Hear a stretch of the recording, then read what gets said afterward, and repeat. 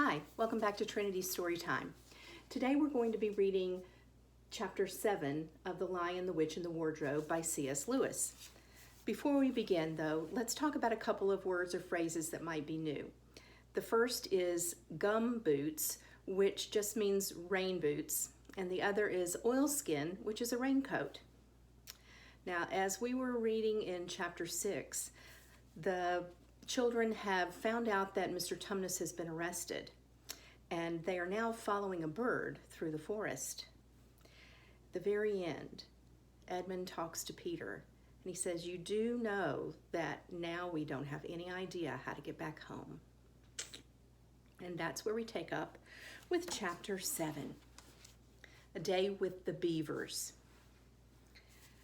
While the two boys were whispering behind, both girls suddenly cried, "Oh!" and stopped. "The robin!" cried Lucy. "The robin! It's flown away!"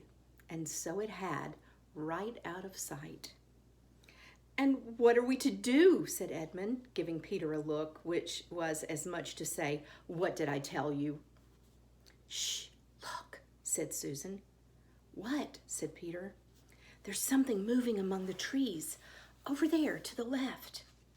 They all stared as hard as they could, and no one felt very comfortable. "There it goes again," said Susan presently. "I saw it that time too," said Peter. "It's still there. It's just gone behind that big tree." "What is it?" asked Lucy, trying very hard not to sound nervous. "Whatever it is," said Peter, "it's dodging us. It's something that does not want to be seen." "Let's go home," said Susan. And then, though nobody said it out loud, everyone suddenly realized the same fact that Edmund had whispered to Peter at the end of the last chapter. They were lost. "What's it like?" said Lucy. It's a kind of animal," said Susan, and then, Look, quick, there it is." They all saw it this time, a whiskered, furry face, which had looked at them from behind a tree. But this time it didn't immediately draw back. Instead, the animal put its paws against its mouth, just as humans put their finger on their lips when they're signaling you to be quiet. Then it disappeared again. The children all stood holding their breaths.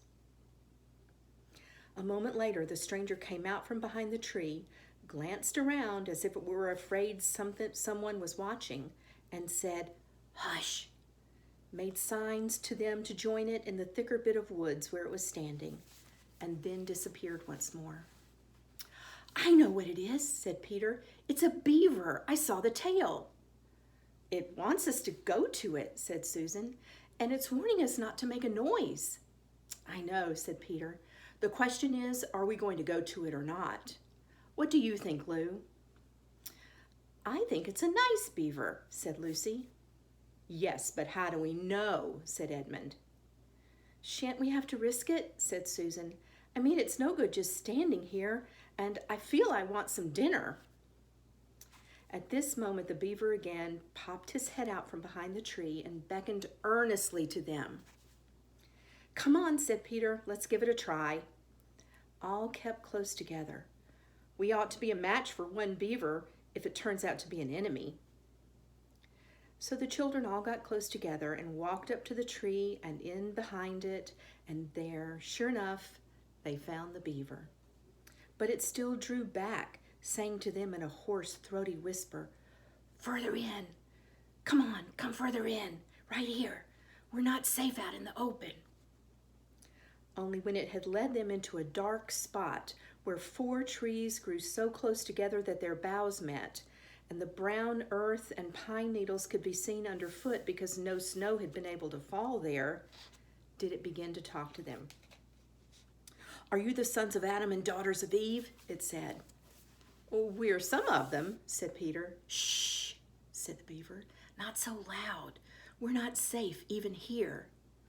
"Why, who are you afraid of?" said Peter. "There's no one here but ourselves." "There are the trees," said the beaver. "They're always listening. Most of them are on our side, but there are trees that would betray us to her. You know who I mean," and nodded his head several times. "If it comes to talking about sides," said Edmund, "how do we know that you're a friend?" "Not meaning to be rude, Mr. Beaver," added Peter, "but you see, we're strangers." Quite right," said the Beaver. "Here is my token."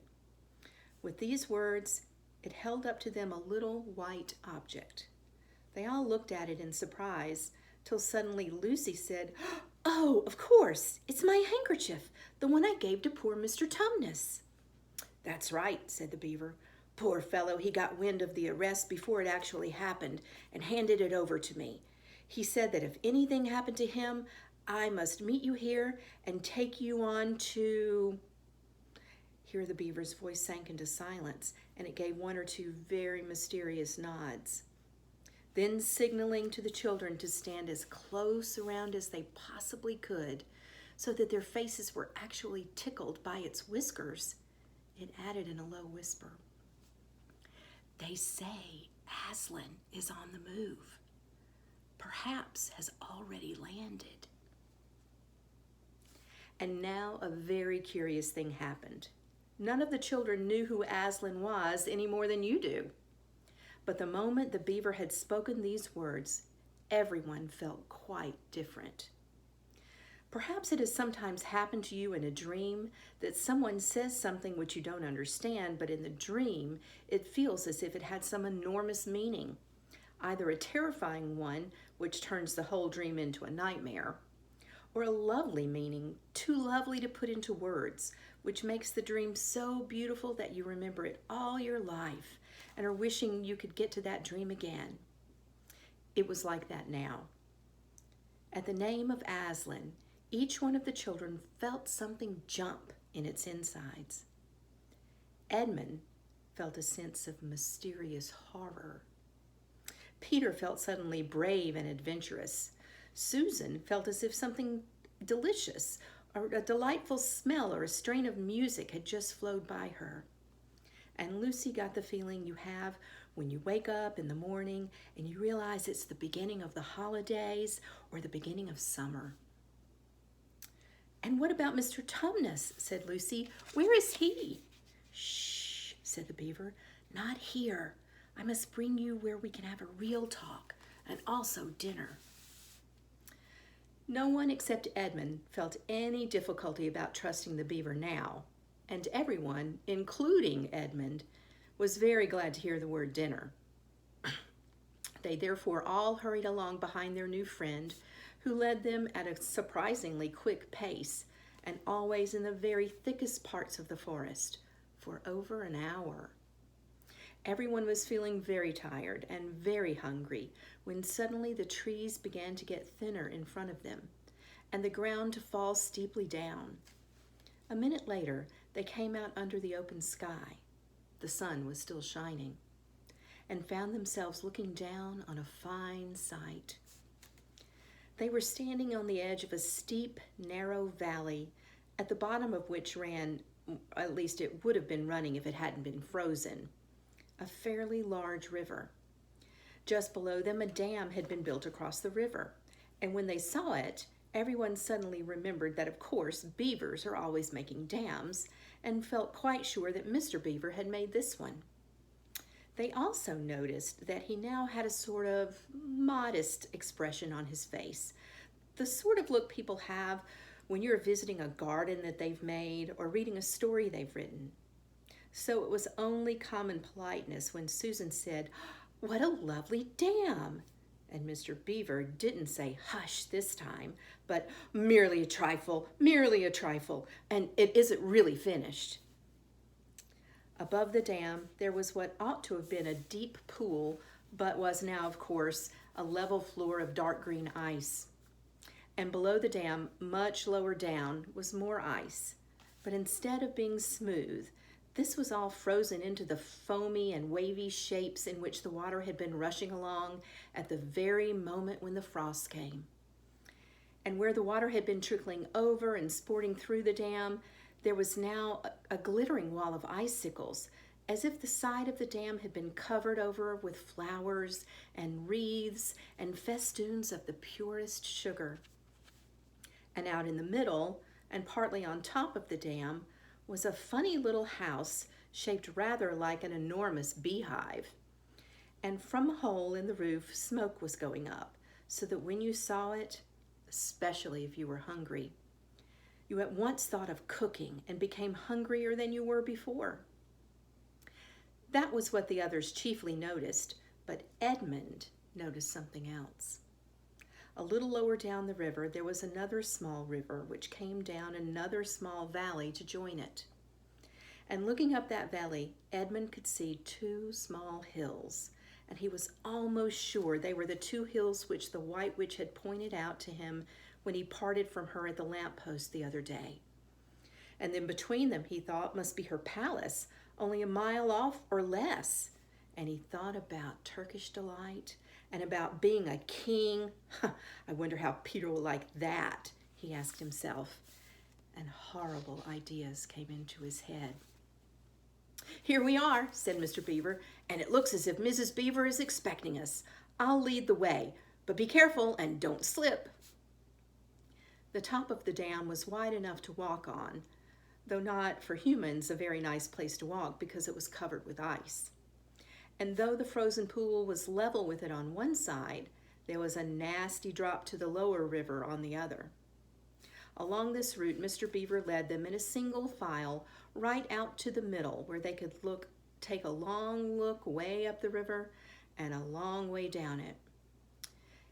And when they had reached the middle, they were at the door of the house. "Here we are, Mrs. Beaver," said Mr. Beaver. "I found them. Here are the sons and daughters of Adam and Eve." And they all went in. The first thing Lucy noticed as she went in was a burring sound, and the first thing she saw was a kind-looking old she-beaver sitting in the corner with a thread in her mouth, working busily at her sewing machine. And it was from it that the sound came. She stopped her work and got up as soon as the children came in. "So you've come at last," she said, holding out both her wrinkled old paws. "At last! To think that I should live to see this day. The potatoes are boiling and the kettle's singing, and I dare say, Mr. Beaver, you'll get us some fish." "That I will," said Mr. Beaver, and he went out of the house. Peter went with him, and across the ice of the deep pool to where he had a little hole in the ice, which he kept open every day with his hatchet. They took a pail with them. Mr. Beaver sat down quietly at the edge of the hole. He didn't seem to mind it being so chilly. Looked hard into the hole, then suddenly shot in his paw, and before you could say Jack Robinson, had whisked out a beautiful trout. Then he did it all over again until they had a fine catch of fish. Meanwhile, the girls were helping Mrs. Beaver to fill the kettle and lay the table and cut the bread and put the plates in the oven to heat and draw a huge jug of beer for Mr. Beaver from a barrel which stood in one corner of the house, and to put on the frying pan and get the dripping hot. Lucy thought the Beavers had a very snug little home, though it was not at all like Mr. Tumnus's cave. There were no books or pictures, and instead of beds, there were bunks, like on board ship, built into the wall. And there were hams and strings of onion hanging from the roof, and against the walls were gumboots and oilskins and hatchets and pairs of shears and spades and trowels and things for carrying mortar in, and fishing rods and fishing nets and sacks. And the cloth on the table, though very clean, was very rough. Just as the frying pan was nicely hissing, Peter and Mr. Beaver came in with the fish that Mr. Beaver had already opened with his knife and cleaned out in the open air. You can think how good the new caught fish smelled while they were frying, and how the hungry children longed for them to be done, and how very much hungrier they still had become before Mrs. Beaver said, "Now we're nearly ready." Susan drained the potatoes and then put them all back into the empty pot to dry on the side of the range, while Lucy was helping Mrs. Beaver to dish up the trout, so that in a very few minutes everyone was drawing up stools. It was all three-legged stools in the Beaver's house except for Mrs. Beaver's own special rocking chair beside the fire. and they prepared to enjoy themselves. There was a jug of creamy milk for the children. Mr. Beaver stuck to beer. And a great big lump of deep yellow butter in the middle of the table, from which everyone took as much as he wanted to go with his potatoes. And all the children thought, and I agree with them, that there's nothing to beat good freshwater fish if you eat them when it's been alive half an hour ago and has come out of the pan half a minute ago. And when they had finished the fish, Mrs. Beaver brought unexpectedly out of the oven a great and glorious sticky marmalade roll, steaming hot, and at the same time moved the kettle onto the fire so that when they had finished the marmalade roll, the tea was made and ready to be poured out. And when each person had got his or her cup of tea, each person shoved back his or her stool so as to be able to lean against the wall and gave a long sigh of contentment.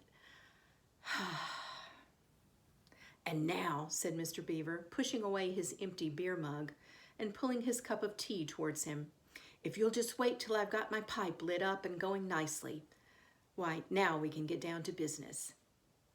It's snowing again," he added, cocking his eye at the window. "That's all the better, because it means that we shan't have any visitors, and if anyone should have been trying to follow you, why, he won't find any tracks." That's the end of chapter 7.